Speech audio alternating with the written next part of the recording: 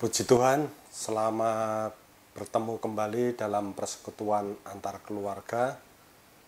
Kita akan mendengarkan firman Tuhan yang berjudul Domba di Tengah-Tengah Serigala. Sebelumnya kita akan berdoa. Mari kita berdoa. Ya Tuhan, saat ini kami bersyukur kalau kami dapat bersama-sama bersekutu dalam persekutuan antar keluarga secara online. Kami menyerahkan untuk renungan singkat yang akan kami dengar pada saat ini, supaya firman yang kami dengar itu menjadi berkat dalam kehidupan kami. Awal sampai akhir dari renungan ini kami serahkan di dalam nama Tuhan kami, Yesus Kristus. Amin. Bapak, Ibu, dan saudara-saudari yang saya kasih, memberitakan kabar baik atau Injil adalah tugas setiap orang percaya. Dan perlu kita ketahui bahwa ketika kita memberitakan kabar baik tersebut, tidak semua akan menyenangkan orang. Dan hal ini diperkuat sendiri oleh Tuhan Yesus dalam Matius pasal yang ke-10 ayat yang ke-16. Demikian firman Tuhan. Lihatlah, aku mengutus kamu seperti domba ke tengah-tengah serigala. Sebab itu hendaklah kamu cerdik seperti ular dan tulus seperti merpati. Di ayat tersebut Tuhan Yesus menyatakan tiga hal ketika kita memberitakan Injil. Hal yang pertama adalah kita akan hidup di tengah-tengah penderitaan. Lihatlah, aku akan mengutus kamu di tengah-tengah serigala.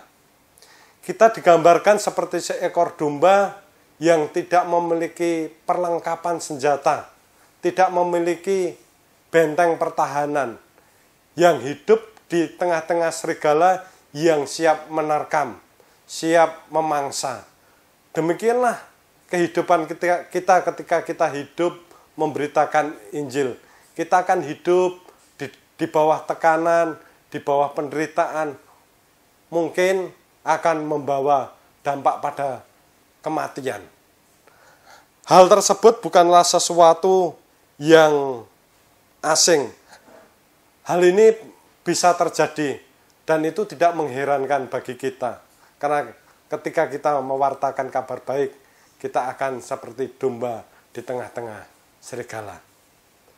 Hal yang kedua yang disampaikan oleh Tuhan Yesus tentang kita memberitakan Injil adalah kita diberikan nasihat dalam menghadapi sebuah penderitaan. Sebab itu hendaklah kamu cerdik seperti ular dan tulus seperti merpati. Cerdik seperti ular berarti memakai pertimbangan benar dan salah dalam mengambil setiap keputusan di dalam kita hidup. Sedang tulus seperti merpati berarti tidak mengabaikan sisi baik dan sisi buruk dari setiap tindakan yang akan kita ambil.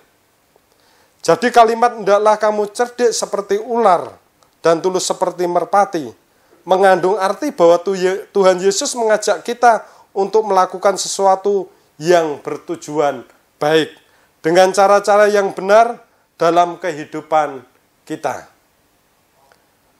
Perbincangan baik dan jahat harus diimbangi dengan benar dan salah. Tujuan yang baik harus diikuti dengan tindakan yang benar, menurut sesuai dengan hukum yang ada.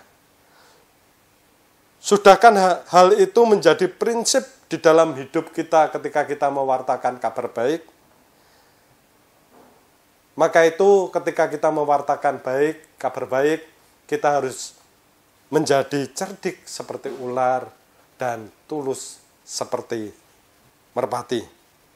Hal yang ketiga, hal yang terakhir ketika kita memberitakan Injil yang menjadi penghiburan dan kekuatan kita adalah karena ketika kita mengabarkan kabar baik itu, Yesus sendiri yang memberikan pengutusan dalam panggilan kita mewartakan Injil. Lihat, aku mengutus kamu. Itu yang menguatkan kita. Ketika Yesus sendiri yang mengutus kita, membuat kita sukacita. Karena pasti Tuhan sendiri memberikan penyertaan, memberikan kekuatan. Dan pada akhirnya, ketika kita mengalami kesulitan-kesulitan, mengalami tekan-tekanan hidup, ketika kita bertahan, kita akan memperoleh sesuatu hal yang besar dalam kehidupan kita. Baik di dunia ini maupun yang akan datang, hidup kita akan selamat. Marilah ketika hal tersebut, ketika kita memberitakan Injil, kita perhatikan bahwa di tengah pemberitaan Injil tidak ada kata nyaman. Bisa juga ada sebuah penderitaan, tetapi kita harus waspada, cerdik seperti ular, dan tulus seperti merpati. Ketika kita diutus sendiri oleh Tuhan, Tuhan akan memberikan penyertaan bagi kita, dan kita akan menerima sesuatu hal yang besar dalam kehidupan kita, yaitu berkat untuk selama-lamanya. Amin. Mari kita berdoa. Ya Tuhan, terima kasih untuk renungan singkat yang kami dengar pada saat ini. Kau tanamkan kami supaya kami lebih semangat untuk memberitakan kebenaran Injil-Mu. Dari sesuatu hal yang sederhana, dari kehidupan kesaksian kami, bahwa Tuhan selalu ada. Dan ketika kami memberitakan kehadiran Tuhan di dalam kehidupan kami, itu menjadi berkat bagi orang lain. Terima kasih Tuhan, kami berdoa di dalam nama Tuhan kami, Yesus Kristus. Amin. Sampai berjumpa kembali. Tuhan memberkati.